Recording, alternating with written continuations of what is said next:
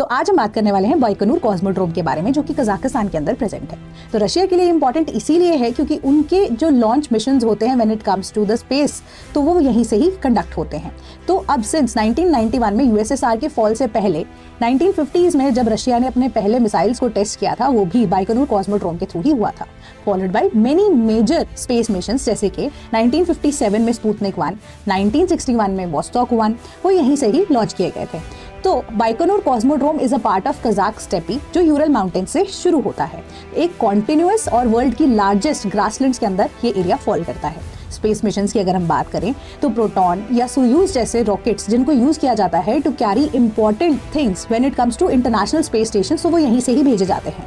तो since Kazakhstan अब अलग हो चुका है यूएसएसआर से एंड आप कह सकते हो फ्रॉम रशिया इटसेल्फ, तो 2050 तक अगर आप देखोगे एग्रीमेंट कजाकिस्तान और रशिया की गवर्नमेंट्स के बीच में हुआ है, जिसके अकॉर्डिंगली जो ओनरशिप राइट्स हैं वो कजाकिस्तान के पास हैं, बट 2050 तक जो रशिया है वो अब बाइकोनूर कॉस्मोड्रोम को यूज कर सकता है for lease purposes and for दो स्पेस मिशंस। तो रिसेंटली ये न्यूज में इसीलिए था क्योंकि सोयूज MS-28 मिशन, जो कि जॉइंटली अब यूएस और रशिया का एक ऐसा मिशन है जिसके अकॉर्डिंगली सोयूज 2.1A रॉकेट को लॉन्च किया जाना था, ताकि एक मैन्ड मिशन या एक क्रू को इंटरनेशनल स्पेस स्टेशन पे भेजा जा सके। उसे लॉन्च किया गया था 27 नवंबर को।